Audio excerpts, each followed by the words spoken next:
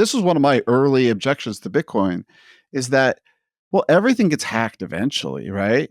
Everything has some security flaw. So we're still looking for the security flaw, but we'll eventually find the security flaw in Bitcoin. But I didn't have that heuristic for the fact that Bitcoin is secured at the edges, right? It's secured by each user's public-private key pair. And that's such a revolution, and it needs to reach the rest of computing.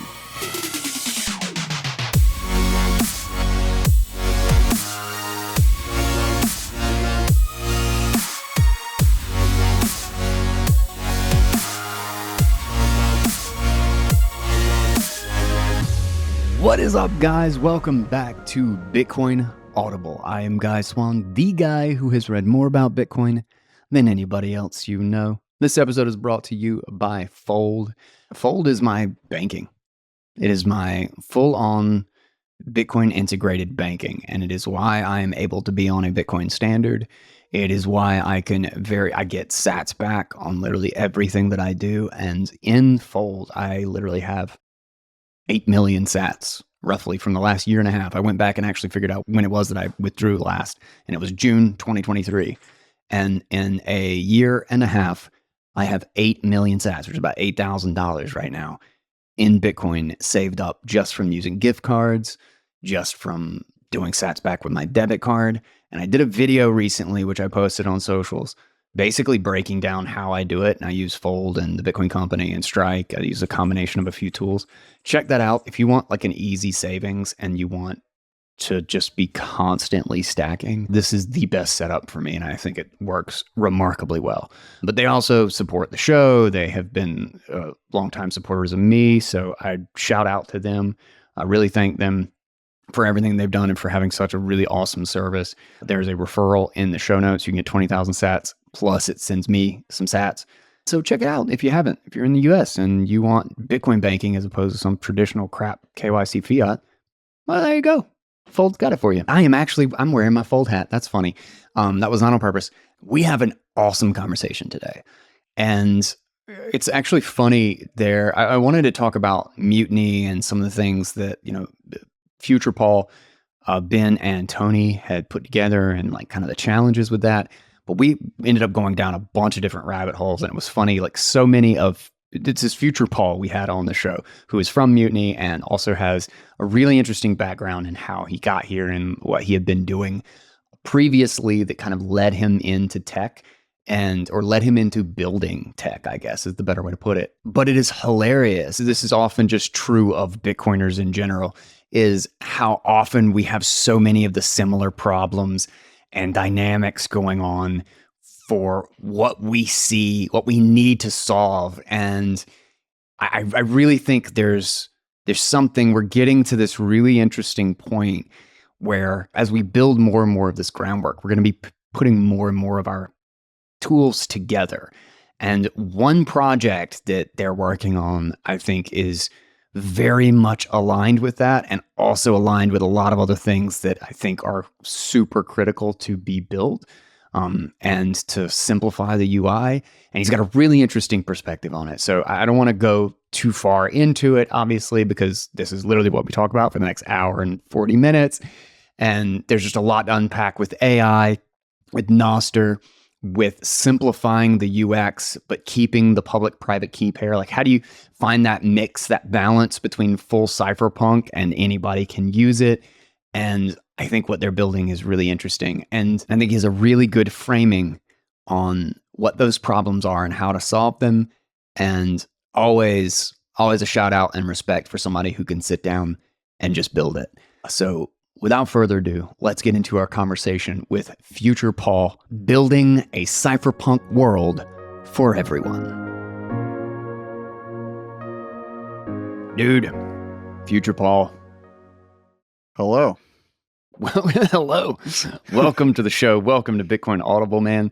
I tried to get Ben on the show, actually, and I talked to Tony. I did a couple of reads that he did. He had some really good blog posts about Lightning and privacy and a bunch of stuff. And then Johnny and I were talking about you. We were trying to get somebody on the show around Mutiny who've been like building these things.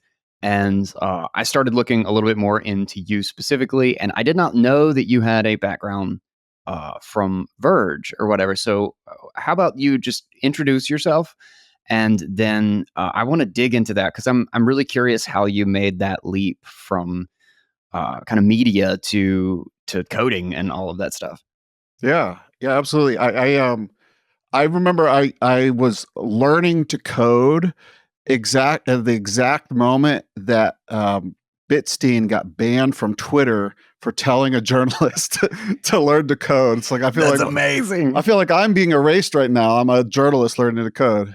That's hilarious. I got a job a very long time ago working at Engadget. So writing about consumer electronics. Always been Okay. just really fascinated with technology since I was a little kid. And then from Engadget, we started this podcast, and then a bunch of us left Engadget to start The Verge. And the podcast was kind of like a bit of a lifeboat that helped us carry a big audience to The Verge.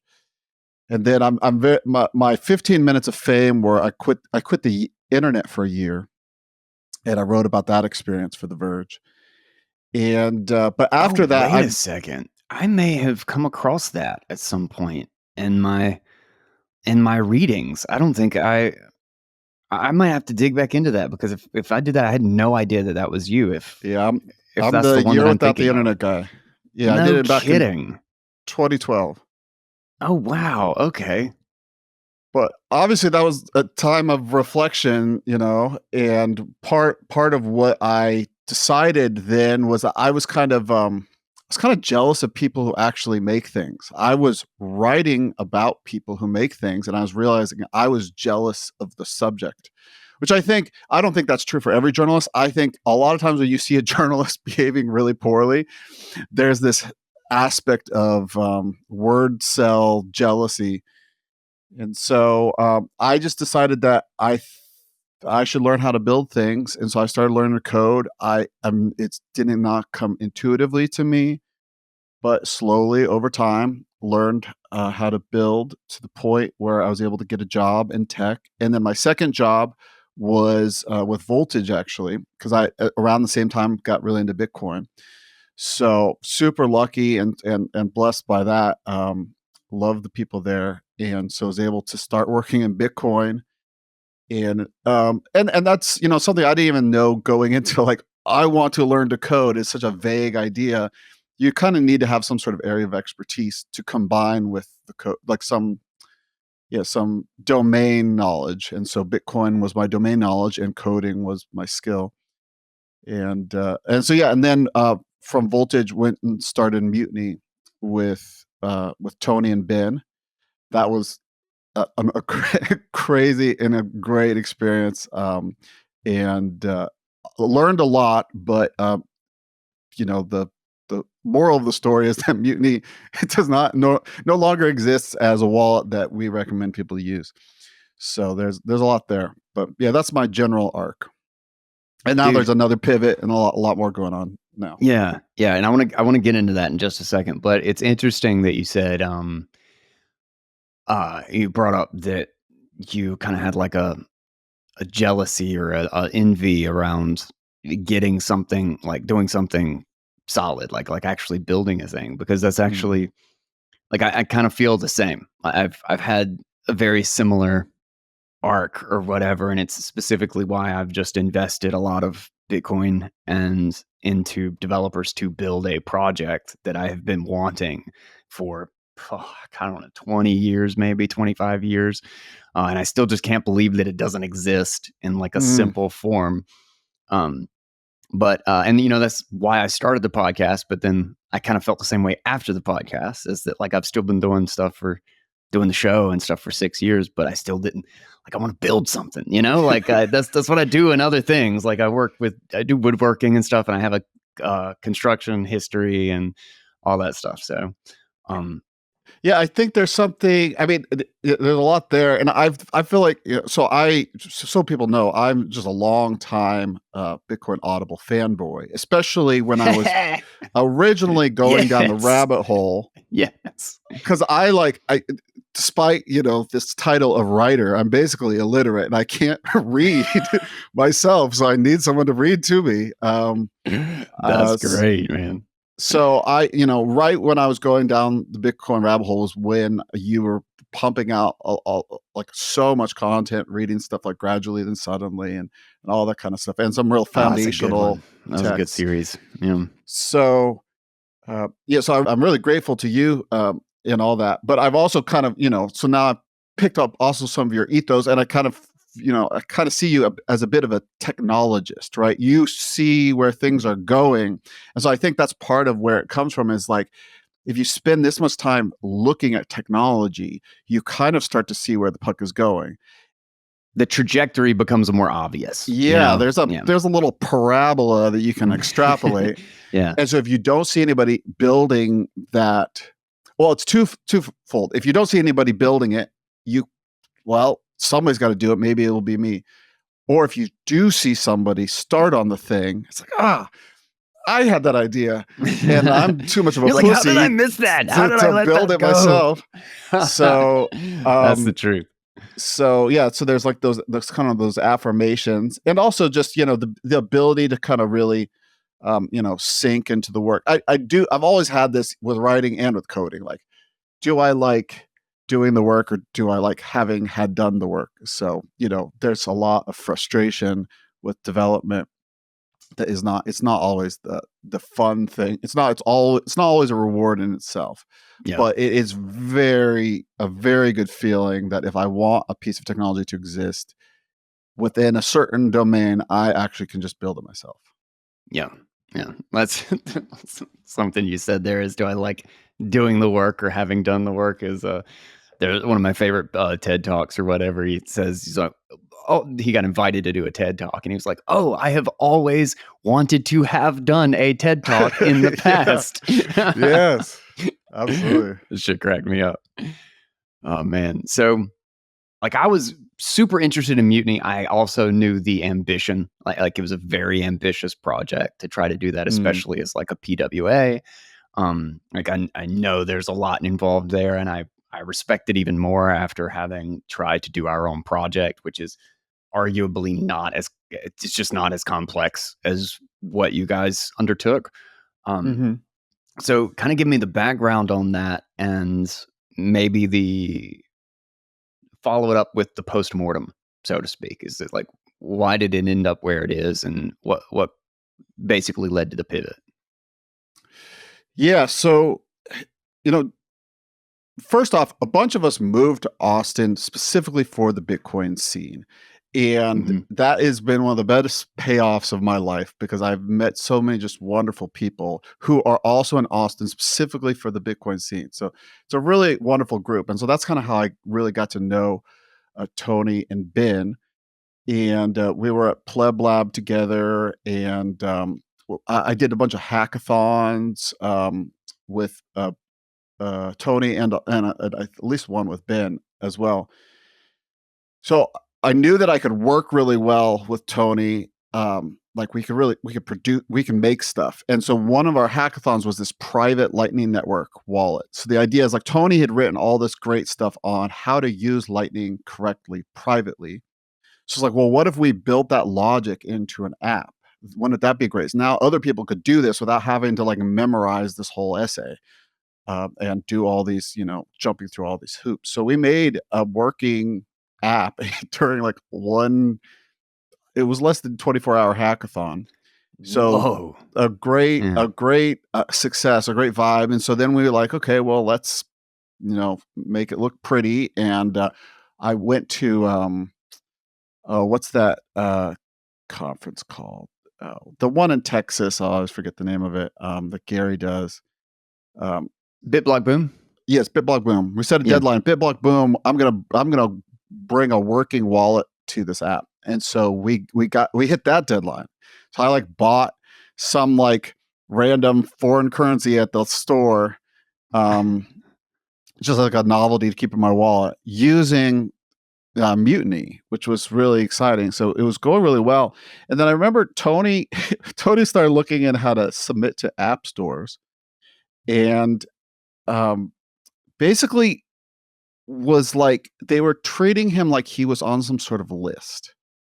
Oh my God. And he just could not create the developer account necessary to submit to the App Store. And it's like, it wasn't the end of the world. I'm sure we could have figured it out. And eventually we obviously did submit Mutiny to the App Store. So it wasn't like a real total barrier. It was just like a symptom of a problem, right? It's like ultimately we're Just a making something headache. that's very cypherpunk, and then we're going to go ask Apple for permission to give it to people, Yeah. and that didn't feel right. And so Tony had this idea, is like, what if we built a lightning node in the browser? Which I'm guessing you're a little more technical, and you have a more technical audience. Not everybody, to this day, not every Mutiny user understands this, but the idea that you're not talking to a server that's running your lightning node for you. You're literally running the actual lightning node in the browser. And then we had, encrypted proxies to the actual lightning network that, allowed the browser to do that communication. And we had this encrypted storage so that we could back up the user data, but we wouldn't ever be able to see it. So it was a wild tech idea, and but Ben joined us, and we did a hackathon where we built this out, and we proved it out through this the Bolt.fun hackathon. That was over a course of weeks, but it was so another like great success. How much bigger of a challenge was that to have the node in the browser? Yeah, it's one of those things where like the core idea is actually relatively straightforward, and it's all the edge gotchas that end up making it an endless project. So we built on LDK, so that's made with Rust, right? Mm-hmm. Rust compiles to WebAssembly, so that means it compiles to a language that can run in a web browser with a million caveats. Like, okay, you can't be using this and this and this and this library that's expecting to run on a normal operating system. It has to all, so out of the gate, we're using LDK, BDK. They compile to WebAssembly, but we have to, make modifications and forks because there's different things that actually don't run in a web browser. So there was a lot of that. And then there's also the browsers. The browsers are really interesting because they're kind of built, they have to be built in a, what's the right word? Antagonistic, that's not quite the word. Adversarial, yeah. Browsers are built in a way that they're actually adversarial with the website you're visiting, because the browser basically has to assume that the website is malicious. Mm-hmm. So, this website all of a sudden starts, using a lot of resources or storing long-term storage onto the browser, right? Well, for us, we're going to rely on this lightning state, right? Lightning is basically a long log of events, and it's basically, I can steal your money if you can't keep track of state of a channel. That's not entirely true, but there's kind of a little bit of a vibe there. So we need a really good state. So we need every right to succeed. We always have to successfully store the updated state of the Lightning channel, because as soon as one channel partner in Lightning is wrong about the state, the other channel partner, again, another adversary situation, will typically force close the channels. Like, oh, okay, you don't know what's going on. Let's get out of this right now. Another similar scenario there was one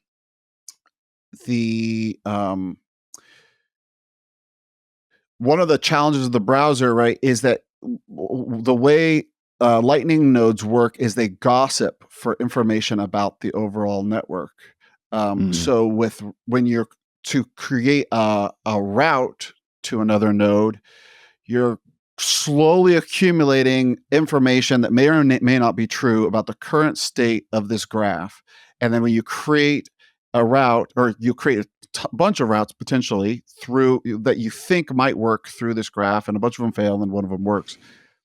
When you have a node in the browser, it's only on while the tab is open. So we have this thing, rapid gossip sync, where we would basically, and this is something that had existed as an idea, but if I remember right, LDK's version of it wasn't super mature, and not a lot of people had really relied on this, but it was make or break for us. So we basically had a node that would probe the Lightning Network and create a rapid gossip sync, kind of like a compressed version of the graph, and then we'd sync that to the device. Yeah, so those are some examples. Obviously, there's a lot more to it, but those are the kinds of things that we were dealing with by building the node in the browser. But we did, and it worked. And so you could open a channel using your web browser and send and receive money permissionlessly with no ruggability on our. We had nothing that we could do to steal the money, other than push a malicious update to the actual website itself, which was one of the reasons we actually ended up shipping the PWA, or the app version, right? Which was actually just built a wrapped version of the web version, is we could kind of freeze a version of the app in time and deliver that to the device, rather than you reload a new version of the app every time you visit the URL. Gotcha. Man, that's just, I'm honestly surprised it worked. And like, I can see why, like it makes sense that there would be like some sluggishness or whatever, but like I literally used it, and it was also one of the first times that I ever saw the power and just the incredible potential, which I know it's just 5-10 years out to like really realize this.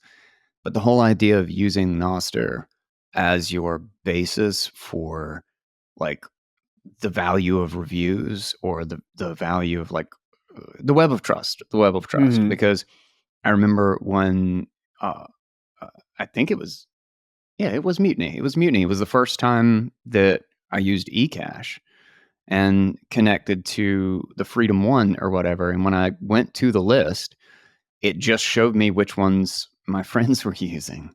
And like by default, because I immediately just went like, I don't know what any of this stuff is. Like, it was just a list. Like, I just wanted to try something, And I was like, well, heck, which one do I use? But then I like noticed all the icons, and I was like, oh, this one's Odell and Preston Pish and like Sessions. Like I just saw this list underneath it. I was just like, oh my God. And it just clicked that like this one's probably run by Ben and FuturePaul. Like, I don't know, but like if there was one, like it just made me realize how powerful that was. And it was just a kind of an epic moment for me, honestly. And realizing that you could do this entirely in the browser. You could, plug these other tools into it. You could have Nostr be a web of trust. And it was like this glimpse into what 10 years down the road might look like. I'm so grateful to Nostr for this. It's like it's this proving ground that kind of shows like, hey, we might not be, like you said, we might not be here right now. We might not be ready. Maybe it was a bad idea to integrate all this stuff into Mutiny early on, but this is where it's got to go, because it's just better. The idea, like, I mean, I think about this, like if I'm on Amazon, right, and I'm searching through, there's so much, basically SEO spam and sponsored things. Man, if one person that I followed on Nostr had recommended some version of laundry detergent or whatever I'm looking for, that signal is so much stronger than I'd be like, a million spammy, fake reviews or whatever. We also, Nostr is this awesome, portable social graph, right? So I've been building this social graph to pretend to have Twitter with my Bitcoin friends. But in fact, I could just pay that person. That's actually a way to look up, because ultimately you're not, and this is something I got really focused on and continue to be pretty focused on. And I think where Bitcoin UX has to go, I do not want to pay a long string of random numbers and characters. I'm trying to pay a person. And something we learned with, Mutiny is like, there's actually a lot of people who do not even know how to copy and paste. That's actually a bridge too far for a lot of people. Oh my God. So that hurts my brain. Yeah, me too. But it kind of makes sense. It's like, when's the last time you copy and pasted an HTTP like bearer token, like a JWT token or something? It's like, there are all these details exist under all of the technology we use, but we don't, most real things that actual normal people use do not expose these details. And so I'm very into like, let's push hard on the absolute cypherpunk state of the art. Like, I love a lot of these soft fork ideas for the potential that they offer for creating new layer 2s and stuff. And then I love primal. Like, let's just make something that just works, and you actually don't even have to ever look at an invoice. If you don't have to know what an invoice is. I just pay FuturePaul at primal.net, so many sats, and that's all I cared about. And so I think the hard thing with Mutiny is a lot of times we ended up in the kind of really rough middle. Tony had an article he wrote recently that kind of, I think he put it pretty well. This like high risk, low reward activities. So it's like Mutiny was always probably going to be pretty low reward because wallets have always been pretty hard to monetize. Yeah. But high risk because we're creating a self-custodial tool. Things like, channel closures exist, like things like if people forget to write down their words, they've lost their money, all these kinds of rough edges that we'd have to deal with, or they would be actually scraping the knees of our users. Both are tough. That's kind of the high risk aspect of it. But it wasn't like we were building, a $1 billion unicorn, the next Coinbase. We were making a wallet for Cypherpunk. So that's kind of where we ended up. And so that's where I'm very much kind of become kind of polarized, literally, on like kind of both. I love the Cypherpunk, do it the absolute right way, and I love cheating to make the UX, that people actually want. I've just come to the point of thinking that there's no way to not have both, and that if you don't have the entire kind of spectrum, then you actually don't solve the problem.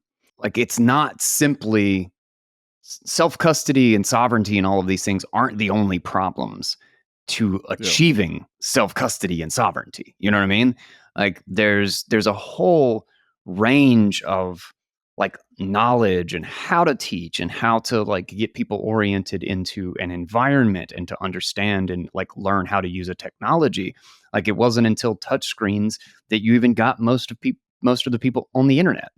It wasn't until that interface made it simple for them to understand. But just for fun, because I thought it would be really cool to just show the power of the whole payment database, which I know I've talked about on the show, and I think I talked about it when I was reading one of Tony's pieces, actually, was that I just sent you 2,100 sats on Nostr, and it took like 6 seconds. It's so awesome to just have that payment directory, have the ID, the like I know who you are on Nostr, and it's just instantly I can just throw you sats whenever I feel like it. Well, and you had Million from Primal on recently, right? I did not listen to that episode, but I've heard his talks and hung out with him before. It's an awesome guy, awesome team. And he really unlocked this idea. Like, there's a lot going on in Nostr, but possibly the most powerful idea there is just this, the idea of the public-private key pair. That's your starting point. I always think about this with, remember that whole thing where Biden tweeted out that he wasn't going to be president anymore? And everybody was like, did he though? Exactly, right? Who wrote this? Who published it? Is Biden seen this yet? We don't know, right? Cryptography is a way of, if Biden's actually securing his keys, that should have been a message sign. We should have a public key for the president that the president is the only person that can sign that. We're Absolutely. Yeah. obviously into the era of deep fakes, right? And I don't want to Mhm. I'm not like a liberal and like crying about how, but like we have tools to fix this. You know, you Mhm. sign a message that you approve of, and you should be, president should be signing a message if he's going to resign on Twitter. That starting point, that That was kind of so revolution, bizarre. Sorry, that was just. yeah, I have to right, make a comment. How crazy was it that he sent a tweet and then we didn't hear from him for like 2 weeks? yeah. Like, that's just insane. But yes, sorry. From that starting point, It's insane and it sounds untenable. yeah, I think, yeah, and from that starting point, like think of how auth works in almost every website that you interact with, right? Is that you are trying to get them to allow you in. So they ask you to tell them a secret, and then they allow you to access your data behind their wall. yeah, dude. It's funny because I am using mostly Twitter right now. I'm not actually on Nostr a lot, but like ideologically, very Nostr aligned. I should be delegating to Twitter the authority to do things, right? Yeah, And so the other way to do authentication is you send somebody a challenge and then they sign it. So they prove. That's kind of how passkey works. hmm And I feel like passkey is like halfway to what we actually want, because ultimately you shouldn't have to go around on the web adding your setting up a new username and password for everything.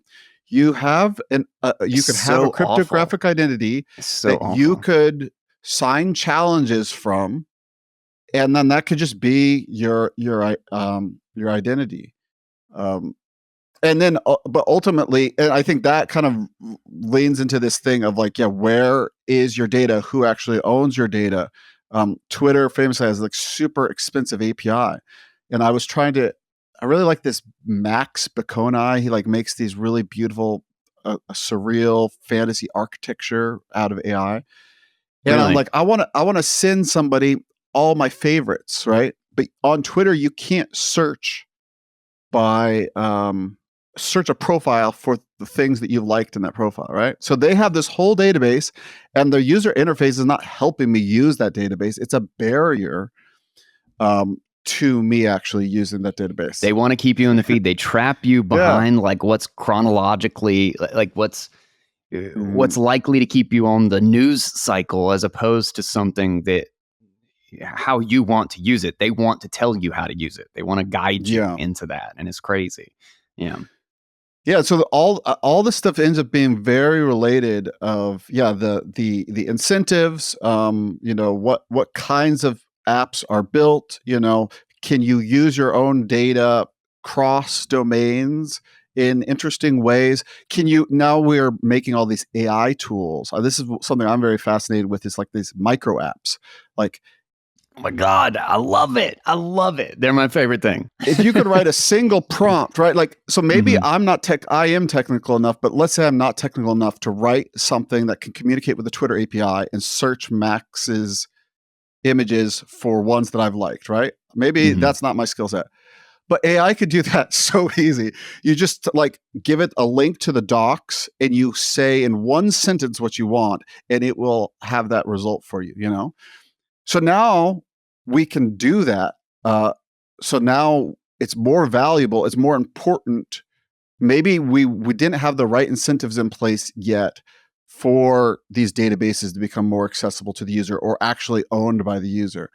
But I think these micro apps will starts that flywheel of there's actually a really strong incentive. The more data I have locally that I control myself, the more I can bring to bear micro apps and my own tools to work with it how I want to work. Because ultimately, I want to use computers to accomplish the things that I want to accomplish. I don't want to use computers to accomplish the 70 different things that the 70 different services have decided are their priorities for me today. Yeah. Yeah, 100%. Dude, I freaking love Like I have made so many like little micro apps. I really wish I had more time to devote to them because I've got one that I've put together like a really good framework for, but it's the most complex micro app that I've quote unquote built with an LLM because I haven't built it. And What does it do? so it's trying to make an interface for my micro apps. I'm trying to make it so that I can easily load up. You're, I can basically drop a file into just a zone, and mm, then it takes that as the active file. And then all of my micro apps just run active file like function. And then I can just mm, make the functions inside of that. And I can run, AI, my Whisper transcription. I can connect to Llama through it. I can boot up FFmpeg and do anything. I can convert to GIF, all of that stuff. And the only thing that I've gotten, it took me a long time to get this because it was a lot more involved than I thought. But it took me a long time just to get the copy function to work. That was the basic one. I was like, okay, just copy this and save it to a different place in mm, the Finder, the Explorer. mm, But I finally got it to work. And then I built it as a pear app, and then delivered it to my Linux machine from my Mac, just, pear run, and gave it the key. And it connected peer to peer, booted it up, and I ran the exact same thing on my Linux machine, and it freaking worked. And I was so mm. stoked, and I literally have yet to get back to it to really put things together because I ran into a problem with FFmpeg, and it just kept hitting a wall, and so I haven't done it. But I want that one so bad. I might even actually hire a developer after PearDrive seems to have a bit of a footing to actually make that into a real thing because I really want that app. The hard thing about these micro apps is they're really hard to share because they become so bespoke and so specific to your use case. Almost the more Yes. functional and Yes. useful they are, the more specific. And that's kind of the upside. I'm kind of in this mode of just kind of collecting and finding and learning about how people are doing these things. Because I think of AI as it's the industrial revolution for knowledge work. Mm-hmm. That's, we've called it like the information age, right, as a sequel to the industrial age. So we kind of were already doing that, but this feels more like it. It feels more like a force multiplier of, I was using a shovel at my email job, and now I have like a backhoe and a bulldozer, Mm-hmm. and an assembly line. And so, yeah, the idea of, okay, I'm going to take this file, I'm going to drop it into Handbrake, and I'm going to convert it to a different format. Okay, now I'm going to load up a website, and I'm going to get the transcription. Okay, now I'm going to take that transcription out. I'm going to put it into Claude and ask it to do. Even if I am using AI, the idea that I should be doing all that manual labor, that Exactly. feels like It's unnecessary. yeah. Yeah. It doesn't really have to be like that, and that's where kind of the desktop paradigm hasn't really kept up with where we're going yet.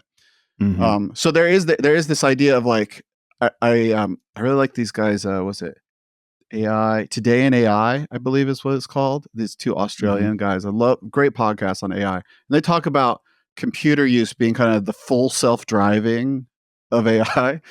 Like Oh yeah.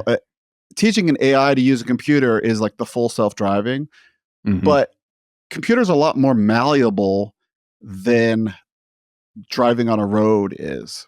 So over time, the full self-driving of a computer use can actually just be call this API, call this API. It can be so much more simple. Mm-hmm. So I don't know. I see so much. There's so much potential. So much to be excited about in that world. Yeah, thinking about it in the context of something you mentioned earlier, talking about how like people don't know how to copy paste because we basically built tags and identifiers and stuff into URLs in order Mm, to basically deal with things that you would normally think of as having to need or needing copy paste, so that the experience doesn't need it. I've thought since pretty early on that we'll probably get to a point where the operating system is actually using your apps for you, and you don't actually have to, like you said, like calling APIs is that like basically where the technology is. It's just a matter of getting the tools in place because like why do I have to boot up Olama and pick which model is best and give it the file that I like? If I know that I just like this is my this is my episode and I need a whisper transcription and I need a summary and all of this stuff. Give me like 5 examples or something like that.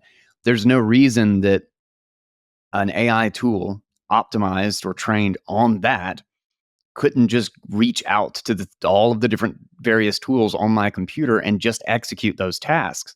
Like one of the examples that I've been using recently is something called AI Video Composer. It's an open source in Pinocchio, or there's a Pinocchio implementation of it. And it's literally one of the tools that, like, from the very beginning, I was like, this would be the most magical tool. And it's basically AI handbrake, essentially. A handbrake, you're saying, is basically just an interface slapped on top of FFmpeg. Sure, yeah. I think it's Quinn. I think it's one of the coding optimized AIs. And you just give it a bunch of files and then you tell it what to do. And then it writes an FFmpeg commands and executes it and then just gives you the result. So your interface is just, here's some files, and you just explain in plain English like what you want it to do, and then it will just give you the result. And it's wild. It's so cool. Yeah, I feel like we're in this era right now. You ever see that comic and it's like there's the guy in the first panel is like, I had AI help me write my my resume, and it's like, dear sir, madam, please, I would like a job. It's like, it's long because it's written by AI. And then the next panel is like, I had AI summarize this guy's resume, and it's like, I would like a job. So the input is I would like a job, the output is I would like a job, and there's this middle stage where the AI has to create all this fluff just to deal with kind of the expected UX. So I think we're going to be in this middle stage right now where AI will create tools to handle the UX for us that we are tired of clicking on ourselves. And then eventually that complexity will actually collapse down. It will be calling the API directly. It'll be calling, instead of clicking on handbrake for me, it will be writing the FFmpeg script. Obviously it already does that, but that in lots of other cases. Like, one of my hard UI problems is booking tennis. Just because it's just random when then there's new slots available at my tennis court, and so I of course want AI to solve this for me, and it just involves a lot of clicking around on a browser. Well, that should be an API. Why isn't that an API? Well, you have to like authenticate and lock down an API, and how are you going to send the money and things like that, right? Yeah. What if you had Nostr and Lightning, and my pub key, and the AI could just easily, write that or handle that itself. Yeah. Something you mentioned with Mutiny that I think is, I really think it was timing more than anything, because like so much of the network and infrastructure isn't there. But I mean, just using the web of trust and having like Nostr integrated was such a huge thing that like part of me still like looks at all of my other stuff and I was like, I can't believe that Nostr isn't implemented in these things because of how obvious it was when I saw it. A great example is actually Nunchuck. I freaking love Nunchuck. It is my main like on-chain wallet, and I love multisig, and I love the collaborative multisig and all of that stuff. However, the messaging and the accounts are all closed. They're all specific to Nunchuck. So I can't like message somebody outside of Nunchuck, and I have to create a new account with Nunchuck, which is it's encrypted and it's like direct, and I can make an account without even using an email and all this stuff. I can just sign with my key. So they've done a huge amount of optimization and tried to make it secure in Cypherpunk and all that good stuff. But it remains that I had to make a new account for Nunchuck. And if I was just my Nostr ID, I could immediately message people. We could immediately share. I could be like, here's a transaction. I need you to sign this because you're one of 3 keys or one of 5 keys or something. And like that experience would go so far because it just eliminates so much complexity from, and I think it makes sovereignty something that is increasingly has a good UX. Yeah. As opposed to the nightmare that it typically is in the current environment. But so many things have to be in place for years. It's like there was a great graphical user interface and even touchscreen devices that had very similar to Apple 10 years before the Mac and, 6 years before the iPhone. But it's like timing.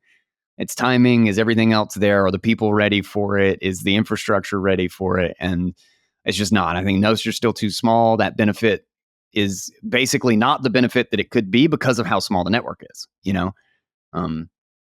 The other thing, Nostr has this problem. It has exposed the public-private key and so it's like, how would you sign in, connect your Nostr account? Yeah. Like, what is your UX of that? And that's one of the things. So, Mutiny, we pivoted to we're doing this thing called Open Secret, and part of it is this idea with Mutiny. Mutiny, you ended up with a public-private key pair. We would generate the private key and would ask you to write down the 12 words. And now you have an NPub for using Nostr, or you can paste in your INSEC, which that's terrifying, but you could do it. Yeah. But those were possible, right? But you either have to know what's going on so you can paste in your INSEC, or you have to at least have the personal responsibility to write down 12 words. Both of them are a step pretty far beyond a normie UX.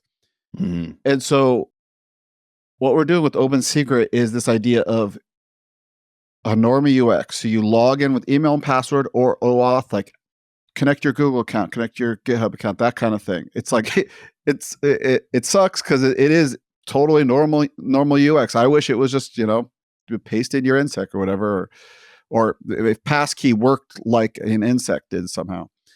But this is where people are at. So that's what the UX we have. And then you start talking to a secure enclave, and so we, as Open Secret, can't see your data. We don't see, you get a private key and a public key pair, but it's in a secure enclave, so we can't see it. The dev that you logged into their app, they can't see your data. They don't control your data. So it's kind of a mix of that world of you, because you get this normie UX, but you end up with a key pair, and the enclave can sign things. It's kind of ends up being a bit of this blend of both worlds. I feel like if we had this, I'm part of why we built it. It's like, it'd been nice to have this with Mutiny. It would have kind of increased our TAM, because now the sign up flow is what people expect. But we still get all the kind of the superpowers that you get by having like a cryptographic key pair. Yeah, and you could still have the other as an option, basically Cypherpunk option default, like normie flow. Yeah, I think it ends up being potentially like the right stepping stone to the whole Cypherpunk option. Because ideally, this is built into your operating system, and it can just sign a challenge for you, right? And now you're authed. But until we have that, I want your Face ID Apple auth thing to do it, and now you're in. So tell me more about this. What is this? So open secret, and does this have anything to do with like where Mutiny pivoted, or like the project? Like what is this exactly? Give me some more details. This is what the company Mutiny is doing now, which is creating this, and it's useful, I think, for Bitcoin devs who are like, people are making wallets and things like that. But it's like, think of like Supabase or Firebase, or kind of one of these typical backends where it has user account management and login and storage, right? But what if we did it in a way that was like provably private, both from us and from the developer? Okay. So it's kind of taking the advantages of what people make, like local first apps or whatever, and now there's a cloud backup, but still has the same properties of only the user can actually see what's in that cloud backup. Interesting. I don't know how familiar you are with like secure enclaves and stuff. There's It's a lot to it. I mean, iffy. I mean, like in a general, like kind of vague sense, like not in probably like technical details of how it operates, what it does, or why it exists. Yes. Give me like a workflow or excuse me, user flow for how this operates and how the relationship between the user and the service or whatever is with this tool. And is this something you intend to use for Nostr? Is this kind of like your target, or is it just basically any and all private key pair concepts? Yeah, right now, like ECDSA and Schnorr. So I would like there to be a Nostr client. So from the user perspective, you'd open up your Nostr client and you'd say like sign in with your email and password, or Google or Apple or passkey or whatever, any normal auth that you're used to. You'd sign in, and now you just start using the app. So the app would feel like a normal app to you. And how it would work from the dev perspective is the client would communicate with the open secret backend once it's authed to the open secret backend. So once the user logs in, the client can communicate to the backend. But the dev doesn't have to see any of that user's data, right? So that this kind of how a lot of Nostr apps are kind of developed. It's kind of a thick client, right? But how it works technically is that by using a secure enclave, it's kind of like code as law a little bit, is how Tony's been putting it, which I think is good. It's like we wrote the server and we deployed it to AWS Nitro, to this secure enclave. And that means that we can prove that the thing that's running is this code that we're showing you. Okay, cool. As you can see, we're not exfiltrating anything. Yeah. We're not leaking the private key. You could only do what is in the code at the start. And also, we can prove that we can't see into the running memory. So we have a proof of which code is running and that we can't see into it. And so that means it's obviously, if you're Cypherpunk and you can secure your own secret and encrypt things yourself, do that. But if you need this normal UX, but you want these advantages of encryption, you can make an app that, as a dev, that you don't have any any personal data liability. You're not actually storing personal data. The user is storing data encrypted. And then we basically, that enclave works as like a gatekeeper, and basically, but to use normal UX, normal login, it's like Google OAuth. It'll just like ask Google, did this person log in? Like that's how OAuth already works, right? Is a server is asking, did this person log in? The difference is that like a traditional sign-in method that a normal developer uses, they could pretend to be any of their users and see all of each user's data. So user data is this huge honeypot that the developer has access to all of. With this, the user could sign in with Google, but only the secure enclave is what is going to decide whether or not that user is signed in successfully. So it becomes a matter between them and like their Google or their email password, pair. I know there's a lot of information here, so it can be a little hard to pick up on, but that's kind of the idea.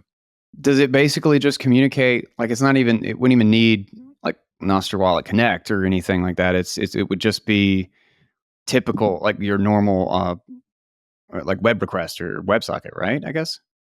Yeah, we do some stuff to like encrypt the communication from the client to the enclave. But yeah, I made a React SDK.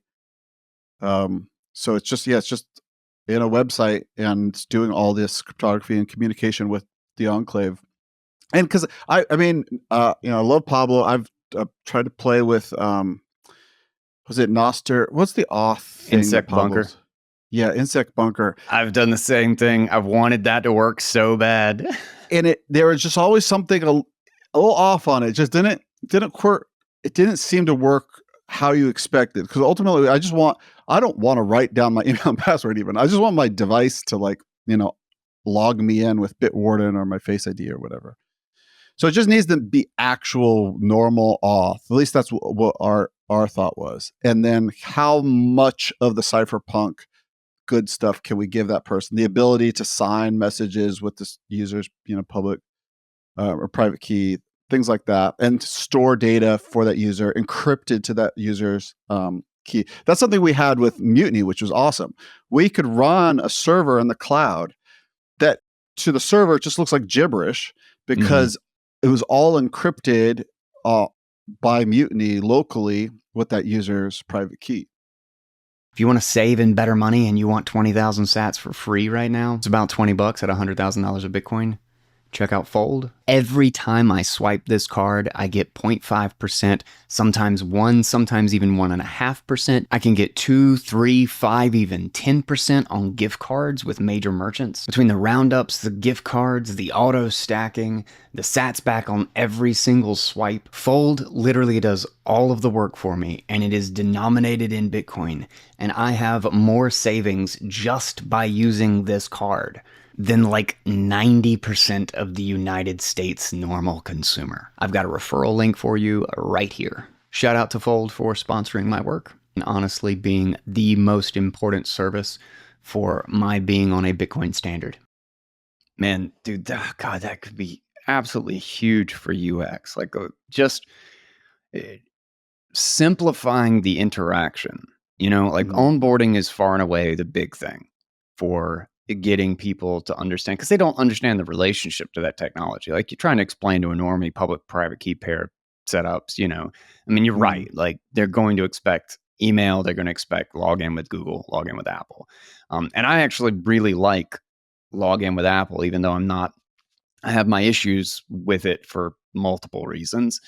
But when I can go try out an app and do something and it lets me log in with Apple, I basically do, because I'm so sick of creating new accounts. Yes. Isn't that a relief? Like, and then I don't have to think about it too. Like I've gotten to where like I've now have like such a big mix of stuff that I have to go to my KeyPass and make a fake thing for it and then just say in the username, just log in with Apple, because like I'll forget what it is and I'll try like 10 different things and be like, oh shit, it was log in with Apple the whole freaking time. But yeah, I love they make the fake email address for you. Apple, that I did that manually for years. People don't know what's necessarily what's happening. I think we as Cypherpunks know there's something really special about local first apps, right? Someone has decided they're not going to collect your data. They want to store it locally in the browser. The thing is that one, a lot of people don't understand what it means for something to be in the browser, because all of their experiences on the web are storing data in the server, right? So we would always have, it was hard to explain with Mutiny that your data is in the browser. What does that mean? Like it's in this actual specific instance of, if you clear all your browser history and cookies and data and all that, you also delete your wallet. Yeah. But the other thing with local first is that cross-device sync, right? So something that we're starting to see with some of our early devs that are trying out the platform is you could start with a local first app. You don't even have to create an account, but it's already writing stuff encrypted to the backend. And as soon as they do add a sign-in method, kind of upgrades that account, and now they can sign in on another device, and all the same data that they've been using is there. So like there are some local first AI chat apps that exist that for the sake of privacy, but we were able to make one called Maple that has the synced chat history, so your chat history goes wherever you want to sign in, just like you would expect on a normal, like ChatGPT or Claude. So we have this, we get the exact normal UX, but like it's serious. It's encrypted all the way through to the GPU, so nobody in that entire chain could even see your chat. Wow, that's crazy. I don't even know how you'd go about that. That seems cryptography is a real is a real special thing. there's such a thing called homomorphic encryption. It's not that, but it's basically these kinds of ideas of memory that is sort of encrypted from like there's a virtual machine running inside of a system. That virtual machine's memory is encrypted from the parent system. Oh, whoa. That's But crazy. that's kind of my Computers loose are weird, rule of man. thumb, right? Well, yeah. One of my favorite phrases, I use this all the time, is cryptography turns problems into key management problems. So it's like you don't end up with zero problems afterwards, but you have all key management problems. But you have but you solve a lot of problems. There's some really beautiful things that you're capable of doing. Being able to prove that you're you by signing things and able to encrypt things because you are the only person who knows this secret number is so powerful. And you get that if you know how to secure a private key. Yeah. So we should be teaching this in middle school and in high school. We should start in middle school, but then kindergarten. However, I want this to become very intuitive to people. I know I was really into technology for a long time, and it was very hard for me to wrap my head around the difference between signing and encrypting, right? Yeah. And we've been in Bitcoin long enough that I think hopefully we have this intuition for these things, but most people don't have an intuition for either thing. Yeah. Dude, that's unbelievably true. I mean, I think most people don't even have an intuition for basic cryptography anyway. But then to try to distinguish that difference, that's why like a bunch of people are like, oh, you shouldn't call them hardware wallets, you should call them signing devices. I'd be like, that is not like, okay, accurate. Yes. Like I get that, but you have confused everyone except hardcore Bitcoiners, everyone, But you mentioned specifically about AI, and that is a topic that I have been super fascinated with, and it's something that I spend tons of time just exploring. And is this relevant? Is this the same project? Is this attached to the same project or something? You said you were going somewhere with a project with AI. I was curious what that is. Yeah. Open Secret is our like backend as a service for devs product that we have not yet launched, but you can reach out to us. We're trying to work with devs early on to make sure that what we're about to ship is the right thing. To prove it out, we built this thing called Maple. Oh my God. To prove that our stack works to ourselves. So you normie auth, encrypted backend, encrypted all the way to the GPU AI prompting. You're intending to have this something that people can use for a Nostr client. This might actually be the way to make it so that Nostr, actually with the tool that we're building, Open Secret might actually be the answer to make it, because we're trying to integrate Nostr, but like I know we're trying to leave an option without it essentially because I know that it's going to be inaccessible to a lot of people.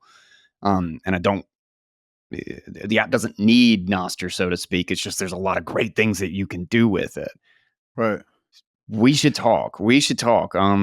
we're gonna have an alpha really, really soon. But anyway, let's keep that in the back of your mind. That's the dream. If a dev has something and there's powers that are unlocked by having a private key or at least storing things in a key value database, but encrypted. But especially if there's a reason to have a private key that can sign things, then I think but they want to stick with the normal UX. They don't want to have to teach their users how to write down 12 words or something like that. Then I think this could potentially be the solution, a solution for that. It's the best one I know of yet. Hell yeah. And again, the operating system should do this. Right? You shouldn't have to teach your user anything for them to be capable of securing 12 words and signing messages. But that's the state of things. So we need to find workarounds until we build our own operating systems. So how does this connect to the AI thing? we had the AI idea. We knew that you can do encrypted AI to the GPU, and main thing is that, but it's just a proof of concept to use our SDK, and then we ended up actually adding AI to our SDK. So if devs want a way for their users to speak privately with AI as part of the app, that's part of the SDK. That's not like the primary thing of it.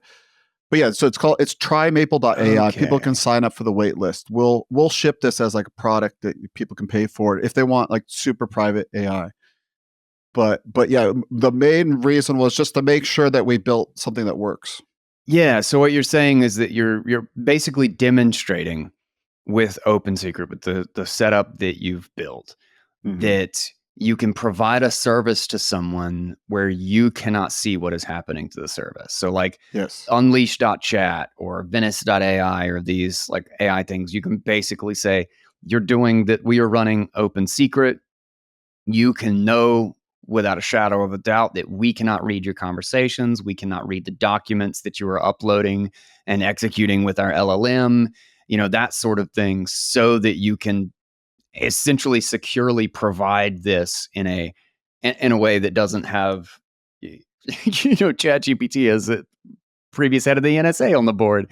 And Yeah. there's a ton of people who are extremely not happy about the potential trade-offs and the risks of AI as these giant honeypots, is that you can actually solve this at a technical level and prove that you've done so that you can still get the benefit of somebody else's massive GPU without having to pay for $23,000 for an H100. Yes. So one, I think you're describing it better than I've done so far. So yes, thank you for that. But yeah, that's the someone could sign up for TryMaple using their email and password or Google OAuth, and we will not be able to see any of their chats or any of their That's storage. awesome. We can track how many chats they've done so that we can bill them. And that's it. And so we've designed it. I mean, Tony, let's be clear. Tony's the actual, mastermind of this privacy type stuff. All credit goes to FuturePaul. I can add a drop shadow to a button. So that's, if you see any good drop shadows, that's who to give credit to. But yeah, Tony has this incredibly smooth, great adversarial mindset and has thought through this stack. And the point where we don't even trust SSL termination into the enclave. We do Diffie-Hellman encryption for all our comms all the way to the enclave. So we wanted to be so certain that this is. And the cool thing with AWS is like there's this kind of chain of attestation that starts with like one of their public keys, and there's kind of something signed, something signed, something signed, something. This chain of documents that they kind of go back to this kind of this one root of trust. So ultimately you are trusting, you're not full trusting Amazon, but there's an aspect of you're kind of hoping that Amazon is not actively working to break this. And so again, this is not where I'm going to store my life savings, but I do think it's a good stepping stone. Yeah. Well, considering the fact that like every single time one of these stupid companies gets hacked, your username and password is a freaking text file. Like, talk about a leap forward, you know, in the right direction. It's so unbelievable. I just can't even believe some of the times, like what was the one that happened recently? And like, that was I was like, it's 2020, 2024, man. What is wrong with you people? Like, there's a plethora of open source software. What is your IT team even doing? God, it's awful. Should at least have an AI review your code for any security vulnerabilities. Right. That shit's free and it's better. I can't. It hurts me so much sometimes. I'm actually asking Perplexity about this right now. There was this guy that wrote this book, who wrote a book about Google being a data honeypot. What's it called? This sounds like a book I would love. So that Perplexity, I'm bringing up Perplexity too. Yeah, let's see. Okay, book. Okay, it's hard to. It's so much better then Perplexity is so much better than Google. Like Google is unusable now. I can't find anything that I look for, like that I'm trying to find. I even know where it is. I even know where it Right. is. I know like which profile shared it. Cannot find shit. Unbelievably annoying. The internet has truly gotten worse. I showed Perplexity to my parents. We went to the RV Hall of Fame, and my mom was complaining to me that she couldn't find the floor plan for this RV she was looking at. She's like, I googled the exact model number and floor plan, and Google. I mean, we both know in our minds what Google showed, just a bunch of ad spam basically. So Perplexity one-shotted it. It's like the image of the floor plan was that was the first result. Love it. There's one other thing is if which I found really interesting. I'm pretty sure it's Perplexity that I did this with. But do you remember like the cover? Anything about details about the cover of the book, or like what color it is? Like there's so many like seemingly arbitrary things that like I remember I searched for a song once that I knew it rhymed with something, and so I made up words that it was like, went to the asparagus and dropped it in my pan. Like I just did something like that because it was I knew it was the right syllables, but I had no idea what the actual words were, and it freaking caught it. And I was like, oh my God, that's great, because you can go super abstract to the context because of how the embeddings work. And I'm pretty sure Perplexity, if you describe parts of what it looks like, Perplexity actually picks up on that, because I'm not sure if that's strictly conversation or if it actually has like kind of Florence 2 indexing of certain things or not. Like if it's actually got an image description index at the exact same time. I do not know the details, but I've noticed something similar where there's lots of times where Perplexity, I'll like, hey, can you remember this thing that's like this? Its text response has no idea what I'm talking about, but one of the images is what I'm looking for. And the image won't even it won't be hyperlinked to anything. It won't have any metadata. So I still have to do more work. So I'm sure they need to do more work on actually bringing this all together. But yeah, they are doing something magical with images that's beyond just their text thinking. Yeah, the combination of all those things is wild. Did you find the book though? Okay. Here's my problem. Can you find the book where he writes about how Google won't work in the future because it's a data honeypot? We should build things more like Bitcoin. He also says that, so this is why I have to be really careful recommending this book. He also thinks Craig Wright is Satoshi. So this book is incredibly insightful, peppered with dream sequences where he talks idiocy to Craig Wright, big Satoshi. Dude, I've never read a book. That's not true. I've read plenty of books where I just thought it was like pure gold through the whole thing. But 90% of the time, I like deeply agree with something. Mm-hmm. I mean, deeply disagree with something in some book, or I feel like there's like some huge piece that's being missed. But this truly sounds right up my alley. I hope Perplexity one-shots it. Life After Google. By George, you got it. Okay, George Gilder. Yeah. Life After Google. Google: The Fall of Big Data and the Rise of the Blockchain Economy. So you can already see he's going to get some things. Blockchain. I heard something. I heard some nice aphorism about failure the other day. It's like failure is how we like learn how to succeed, basically. Yeah. So like don't shoot for the stars. Put dream sequences in your book where Craig Wright is Satoshi, and you might also say some true things. Don't try to be safe. But yeah, I think he just really put it very well in this book of this idea that like everything is going to be secured by that. A company with a huge honeypot of data like Google is going to win the security arms race forever. Oh, wow. I just bought it. Right. And we know as Bitcoiners, because I remember this was one of my early objections to Bitcoin is that, well, everything gets hacked eventually, right? Everything has some security flaw. So we're still looking for the security flaw, but we'll eventually find the security flaw in Bitcoin. But I didn't have that heuristic for the fact that Bitcoin is secured at the edges, right? Yeah. It's secured by each user's public-private key pair. And that's such a revolution, and it needs to reach the rest of computing.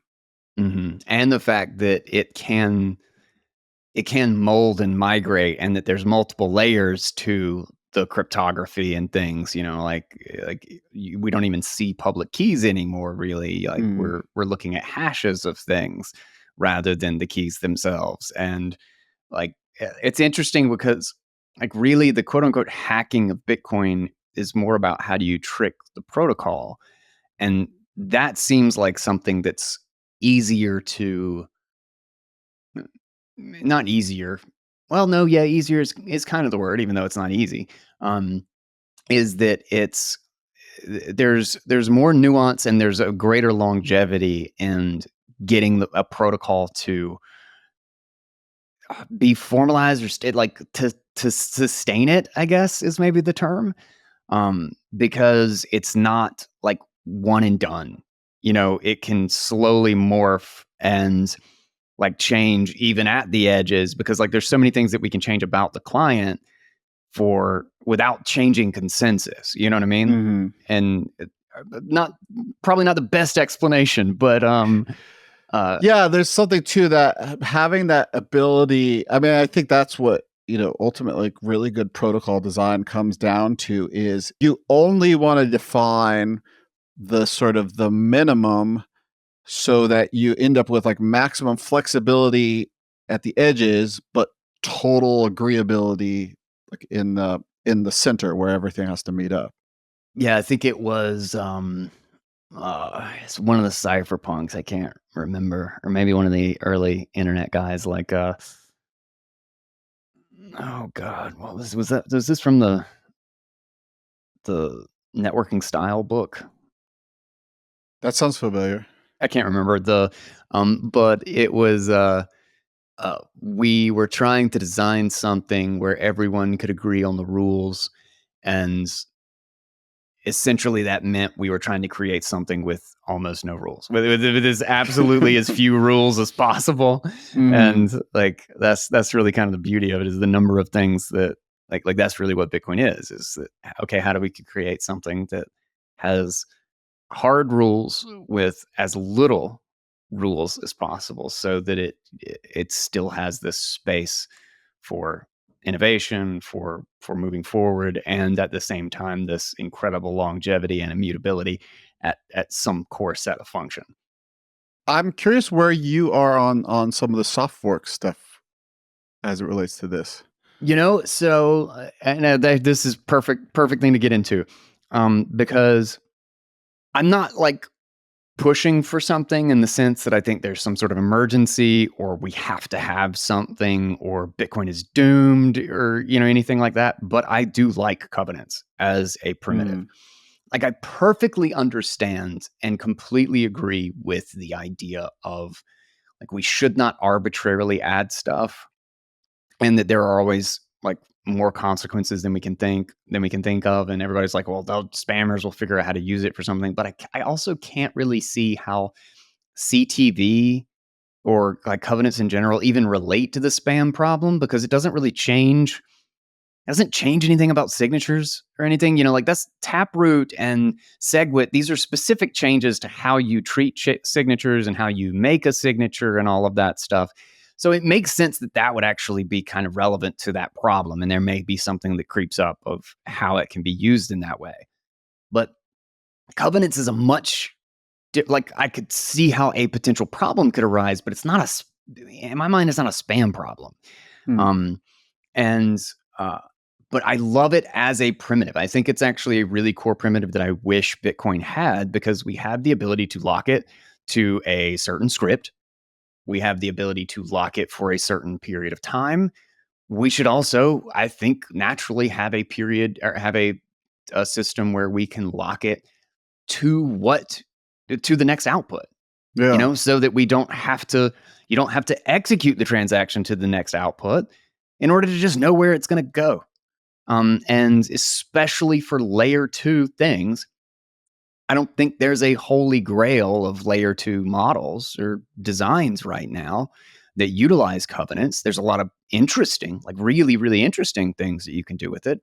Mhm. But I just think that primitive is super critical to it because it can be updated. It's essentially what Lightning is trying to do in kind of a real hacky way, you know?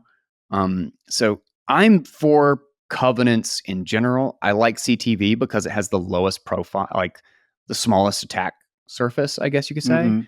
Um, and I wish we could get it, but I also don't think I don't think Bitcoin is doomed or that we're not going to get sovereignty for everybody without it. I don't know. I don't think there's a limit to human innovation. And, Mm. it took the internet 30 years, 35 years to finally figure out how to create genuine digital money. And, in 35 years on top of Bitcoin, we have no idea, so that's kind of my take.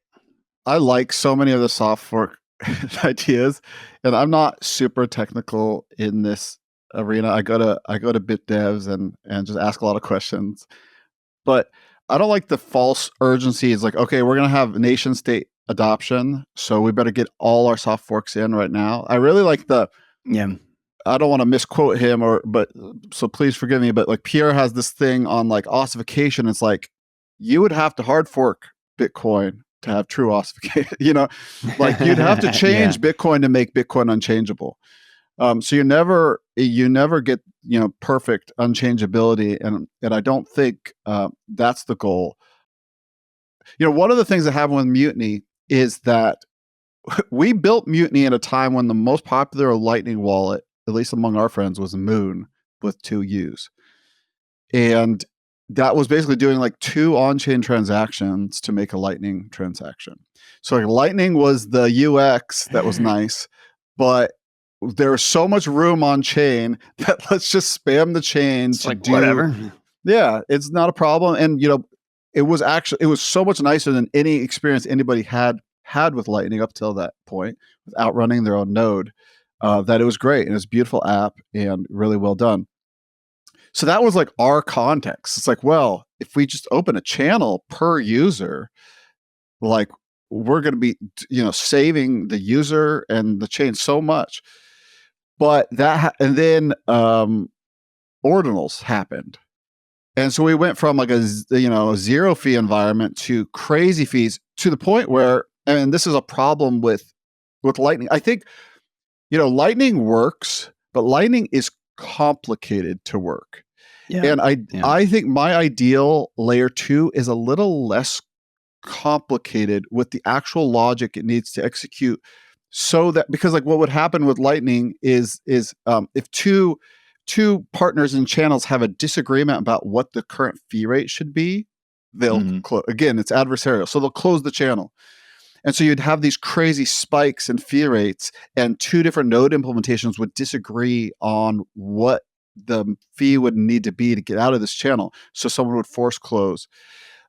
So we had like lots of dumb force closes of Mutiny users' channels because of this fee rate spike. So I love Lightning, but Lightning has not proved itself super resilient to these problems where you have tons of fees, especially when you have a high fee volatility.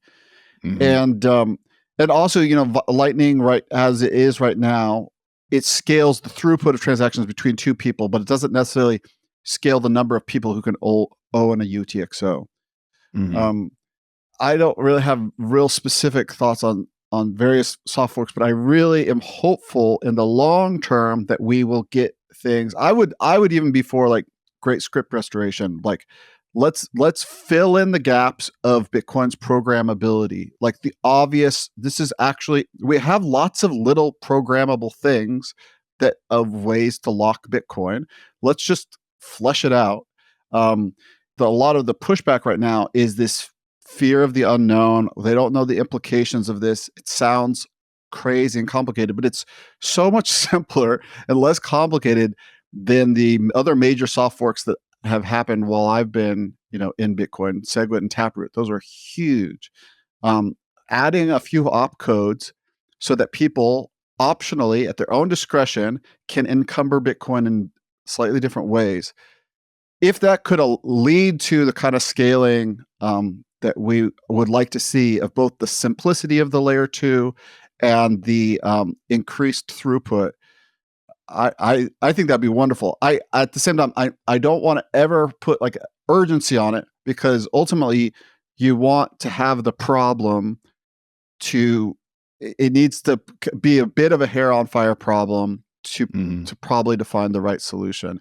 So I don't want like a lot of premature optimization. I think covenants, we already have the problem. We already know that it's hard to secure Bitcoin, and having new ways to lock up Bitcoin. It's even like a personal safety issue for people. We see these like $5 or $10 wrench attacks. $10 wrench. Covenants can help with that, like right now. So I feel like we're already seeing the pain that could exist.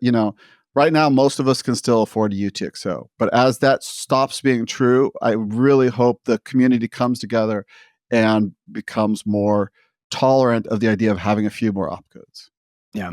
And, I think that's also, you bring up a really great point too, is that we kind of equate just the idea of doing a soft fork in general obviously carries its risk, no matter what the soft fork is.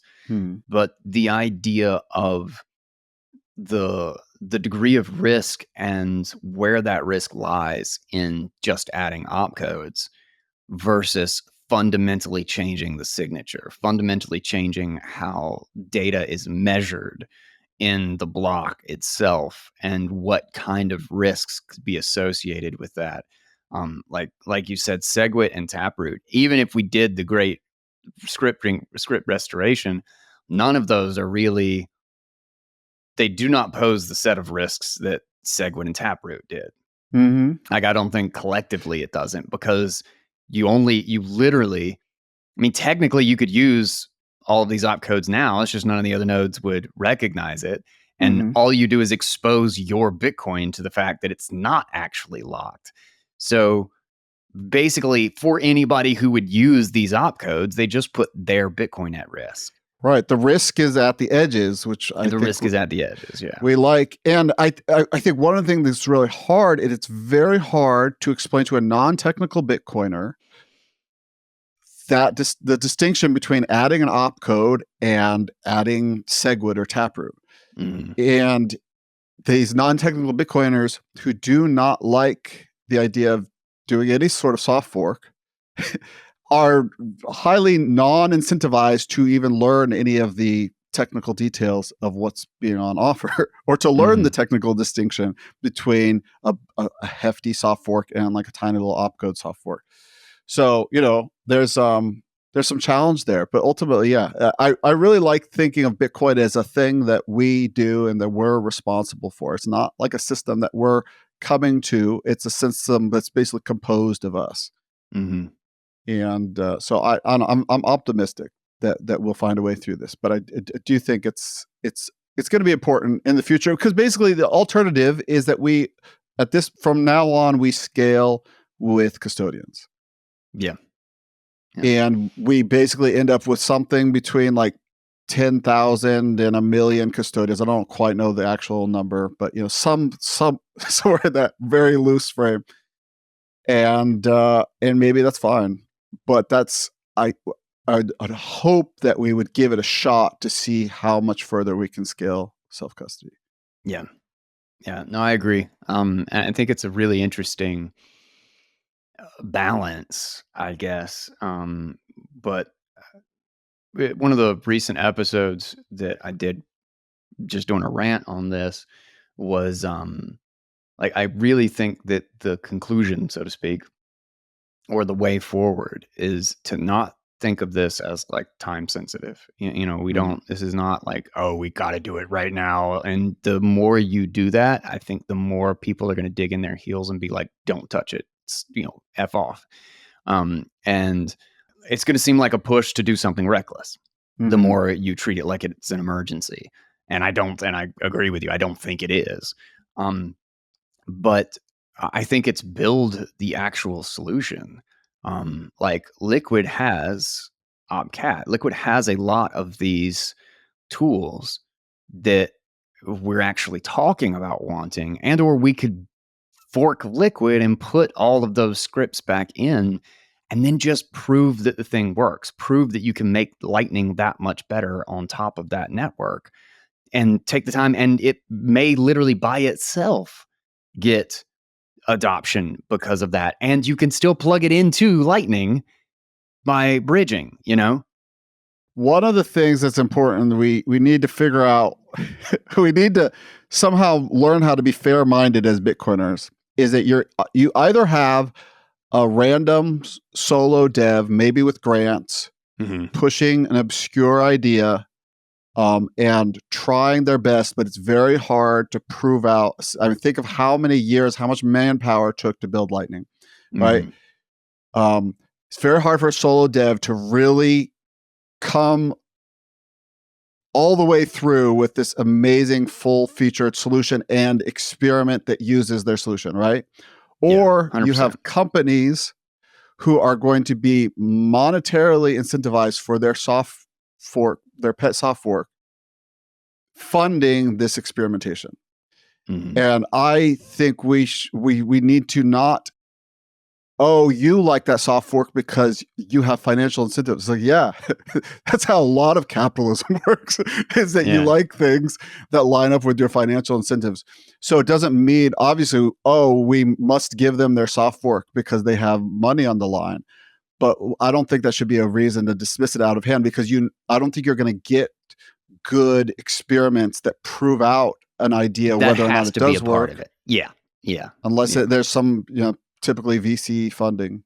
Yeah. There's some Um, agenda going on. unless a bunch of rich Bitcoiners, and that's part of the thing too is how Bitcoin Core. I think a lot of people are a little bit disenfranchised with Bitcoin Core, but there's like no consensus on like who else to trust. I guess is the term or the way to word it is okay. But what is the client that we would do other than Bitcoin Core? And there's so many different versions now, and there's so many different problems in just making sure that your client doesn't even just execute something differently because it's written in a different code base or Right. something. So many nuances with. Current Bitcoin Core devs would disagree that Bitcoin Core is very risk averse, right? Yeah. Yeah. I think probably the open question is, how risk averse can the entire Bitcoin ecosystem be for the next 100 years? Like, can we be 100% risk averse this whole time? Is there, or something less? Mhm. What percent of risk will actually be necessary to take on, to maintain Bitcoin? Yeah. Maybe it's zero. That would be cool if it was zero. Every risky thing that had to happen in Bitcoin has already happened and we're good. But maybe that's not the case. And so if that's Mhm. not the case, we should be trying really hard to figure out when it's not the case, so that we're ready to, hey, I just have to take a calculated risk right here because it's existential to me if I don't. Mhm. Yeah. I think people who are, high achievers, who have taken risks in their lives, understand that is, that's part of life. Yeah. But it can be harder for, a large group of people to internalize that. Usually the risk, comes from a leader. Yeah. And it will absolutely be it'll be a proof of work sort of situation. Like there's going to be an uphill battle no matter what you do. And I feel like it needs to be a huge upfront risk to actually push to getting one of these things out. And I think it will take, and I hope we get there. I suspect we will, just because like, I know my patience will run out. If I see something that I like really, really want built, And I mean, that's exactly why I have a project of my own now, is that like I just got to a point where I was just so frustrated that somebody else wasn't doing it. Like I Mm, cannot see that we wouldn't collectively slowly get to that point where it's just like, I want this. I know we can do this. And mm, somebody will get an idea that's got some sort of a trigger, something that simplifies Lightning so well, or that, you know, has some set of benefits. Like there will be a holy grail of channel factories that work mhm. with, you know, 50 people very easily and non-interactively. Somebody will figure that out and it will just be obvious, I think. And it'll happen. It's just Yep. time and work. Yep. People are investing in Arc. People are investing in OpCat. There's lots of potentials there already. And Yeah. how sad would it be if a bunch of Bitcoiners never wanted to spend their Bitcoin to improve the, like they Yeah. noticed situations that they didn't like, but like, oh, I don't want to spend my Bitcoin. I don't Yeah. want to be short Bitcoin and spend it. It's a great meme, but everybody knows it's bullshit. Yeah. Oh man. Like I actually feel like we could keep running on this, but because I still wanted to tap in. You said you had a Christmas break here and you're going to work into a bunch of projects. Maybe give me the short rundown before we close this out on like what the projects you wanted to work on were. Yeah, this is actually something that comes for almost every dev at some point where they kind of decide that they need their own alternative to like Notion slash Obsidian Oh, slash Rome slash, so like dude, that's dude. that's a white whale for me. Yes. You just Are you listed out like triggered? the last 3 years of my life. I had this happen to me. I had this moment in time where I had the perfect note-taking setup. I was a writer. I'd use Mhm. notational velocity on the Mac. It stored all my files in a folder of plain text documents, which were in Dropbox, so I knew they were backed up.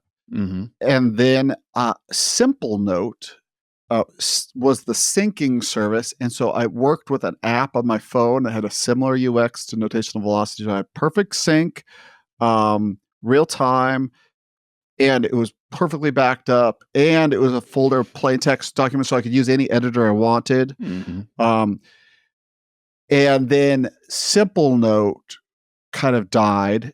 Notational velocity became abandonware, and so I was like, never again, because I'd had other notes taking setups that had kind of died too. So I Mhm. resisted Obsidian for a long time, but now I'm on Obsidian. But now That's where I am. That's where I am. I do a lot of personal. When I'm out on the go, I send note to self on Signal a lot. Mhm. So I think my ideal setup is write notes to self in an app I make that is this stream of new information. And then I make another app that's kind of like Obsidian that kind of ingests that stream, and I can use it in various ways. So that's kind of the dream. But yeah, a lot of this ends up being like trying to get the files on my side of the fence rather than Mhm. on behind someone else's user interface. Dude, we need to talk so bad. We need to talk so bad. This is totally in the lineup, and I don't. That's one of the things is that I feel like devs and like people building or whatever constantly are reinventing the wheel or doing work that somebody else is already doing. You know, Mhm. over again. Mhm. And I don't want to. I don't want to redo work. I just want to use the thing that somebody else made that works. Mhm. But yeah, we need to absolutely talk about Open Secret. And then if you're serious about like playing around with the whole Obsidian thing, we are trying to solve in as simple a way to use it for devs. What I mean, Mhm. um, as simple as possible, we are trying to solve the get the same information across multiple devices. Easy backup, easy access to a drive, and download from everybody at once if they're all online, and just your main quote unquote hub, your backup hub if This not. is multi-user or one user across devices? This would be one user across devices, but then also multi-user as an option. Like you can share it with other people too. Like I could easily just give you a key and you paste it in or a QR code or whatever, and then you can download something from me and all of my devices. Are you replacing like Notion or Google Docs? Like what is the normie way of doing what you want to do right Lower now? lower layer, like just basically it's a Dropbox without necessarily needing Dropbox. Okay. And what we intend to do is basically create one single use apps on top of it, because plugging into it's really, really easy. Ooh, there you go. So Yeah, micro if you apps. want to build a Notion, or you want to build a simple note-taking app that just organizes stuff, like one of the ones that I've been talking about, and this, I know this will be involved just because there's a lot of different pieces, but one of the ones is a AI that just, like, I just record voice memos, and that's all that happens.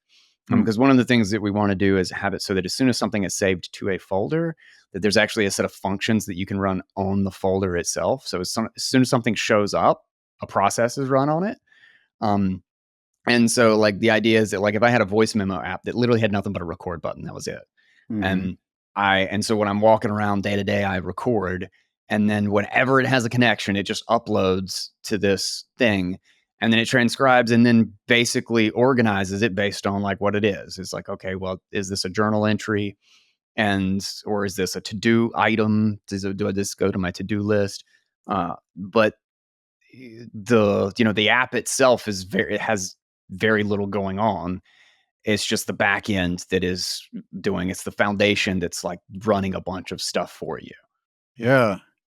Um, I mean, yes, we absolutely should talk more, because I align with that so much, and I've been trying to kind of come up with some of these funny things to tweet. It's like energy too cheap to. This is a recent tweet of mine. I'm sorry if you've already read it, but energy too cheap to meter and apps too cheap to monetize. Like, yeah, like if it's going to take a dev or a team of devs a year to build something, then you have to have a business model. If it takes a 9-year-old 30 minutes to make this voice memo app that, like, you talk to a dinosaur or whatever, but the back end is so well established and already, set up for them, basically, that you don't have to monetize. You could just be a free, fun app. I think of, like, back to that Google, like, if you search on Google, Guillermo Roach, I think is how you say it, the CEO of Vercel had this tweet about this a while back. It's like, there are certain apps that are easier to prompt than to Google for. So it's like, if you go on Google, oh my God, like, I need done that. I've totally a JSON visualizer or something, that your fourth link, heuristically, you got to skip at least a few of the top ones. Maybe your fourth link will be a JSON visualizer, but they'll also have, like, a bunch of weird ads on it. And it would have maybe just been faster to, like, prompt Claude to make that as an artifact or something. Yeah, that's hilarious. So it's so exciting, because I think a really good model going forward is, like, think about what Photoshop is, or at least what Photoshop was before it was a subscription. But even now, when it is a very expensive subscription, the files, they're your files. You bring them to the app, and the app provides you value. You can do things using the app on your files, and and you pay a lot of money for it because it has so advanced features that it does to them. But they are not trying to hide your files behind their UI. Yeah, Notion was probably the most, like, I really liked Notion. I paid for Notion. And I used it for a long time, especially, like, I do what you do. I send myself messages, like, all of my articles are in Telegram channels, which I finally switched over to Keep, because Keep has thumbnails now for links. So I can send it that way. But I like being able to scroll through just a long list of everything that I've posted recently.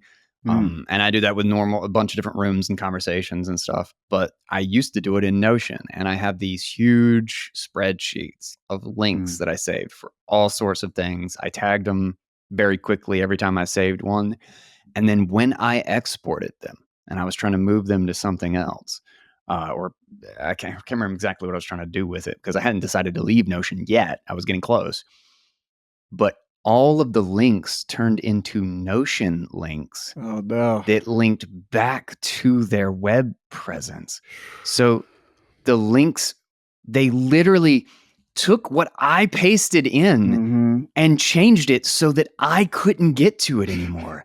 And I was like, you son of a bitch, this is years, links every single day. I do this religiously to save this. And now it's all notion.co/ like the hash of whatever the location it is. And if Notion goes down, it's gone. And I haven't even, to this day, I haven't gone back and sorted through it because I don't know what to do with it. I just have like all of these quote unquote backups that don't have the actual links. And I was furious. Like I was so mad. And I switched to Rome and Logsec and Obsidian. I've moved, and I have since moved entirely to Markdown notes because I don't ever want to be trapped in what I'm doing again. But I was so, cannot believe it. I cannot believe it. Yeah, we want to become unruggable. I mean, I think, that's, I originally got into Bitcoin because I was into the idea of decentralization. I was writing about technology, and I was always like more conservative than my co-hosts on the Vergecast. But so there'd be some problem with technology, and they'd complain about the big companies and how we should regulate them. And I'd be just like, let them merge together and become more idiotic so they can fail. And open source will solve these problems ourselves. Exactly. But so, Bitcoin has just been accelerate. Let's accelerate. Absolutely, we'll fix this shit total accelerationist. I worked at a blog that was owned by AOL. Like I know what goes on in these companies, but I really want to become unruggable. Bitcoin finally gave me a taste of what that's like, and so I'm pretty addicted to that as much as possible. But at the same time, I still have to be productive. Yeah. So like, I tried Graphene OS a little bit, but like, hey, this was a while back, but it was a little too hard for me. So I was doing less. I was becoming less effectual. So, I switched back to iOS. So I still want really good UX. So I really hope that we can get to the point where the unruggable stuff, there are reasons. It's not a absolute rule of physics that self-custodial stuff has to be worse UX. Like think of the UX of moving some Bitcoin versus the UX of your bank account being frozen because you live in Canada. It's like, hey, one of them is custodial, should have better. No, it actually had worse UX, turns out. There's all these little things like what you're talking about. Like imagine if you're listening to a podcast and then you write a note to yourself while listening to the podcast about something you heard on that podcast, right? Yeah. Well, if we built computers around people, those two events should be correlated. And so now there's a podcast timestamp that's associated with the little note I just took. Yeah. And it's not trapped, like Kindle highlights kill me because it's great UX, but it's in Amazon server. It's exactly like your Notion exactly hashes. Right. Yeah. So there are so many ways that we can interconnect our digital lives, and it's just because of the kind of almost an accident of history of how everything's been built that we have to be this glue between all of these disparate services, but it just doesn't have to be that way. The computers could be helpful. I think computers should help us use computers. Because I don't think the goal is not to use more computer. No, it's not. The goal is to... It's the means to an end, serve the God, end. love each other, save some money, have some babies, whatever we're actually trying to accomplish in life, and not like click more things. That's great. That's fantastic. In fact, actually, that's where I want to end it. That's exactly right. The goal is not to click more things. The goal is to be more productive, to make life better. So, dude, thank you for coming on. We 100,000% need to stay in touch. Yes. I should have something. Hope literally thinks I'll have the UI in my hand before Christmas. Like it may even be today. I haven't talked today to Hope. So, I will let you know. And also I would absolutely love to be, if there's like a secret newsletter updates for Open Secret or anything, please add me and we'll move forward there, because I would love to utilize that. I think it may very well be something that plugs in very perfectly with what we're trying to do to kind of put the Nostr complexity in the background when we finally get to that stage of it. So awesome. Thank you for joining me. Thank you this is for a great having conversation. It's good to meet you. This. And Chad, we should definitely do this again sometime. Tell everybody where they can find you and follow and all that good stuff. Yeah, I'm FuturePaul on X, and that's probably the best spot. All right. Sorry, I'm on Nostr, but I don't check it very often. Yeah. Well, you got a zap. So go check that. I'll go check. I'll go check that zap. Hey, I appreciate it. It's much appreciated. 100%. All right, man. Thank you. And that wraps it up. I hope you really enjoyed that conversation. We are absolutely going to have to stay in touch because there's a lot. I think these pieces, the separate projects that we're working on, so many of the things that other people are building, like we're getting to this really, really interesting spot where we can start Lego piecing these things together. And man, the combination of the various tools and networks that we have now to utilize.